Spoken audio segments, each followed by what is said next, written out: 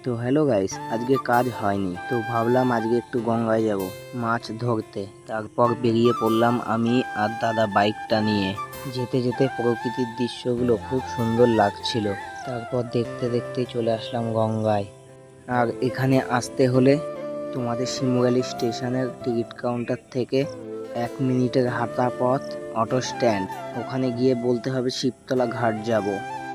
এইটুকু বললেই তোমাদের এখানে পৌঁছে দেবে। তারপর জাল মারতে মারতে হাত ব্যথা হয়ে গেছিল।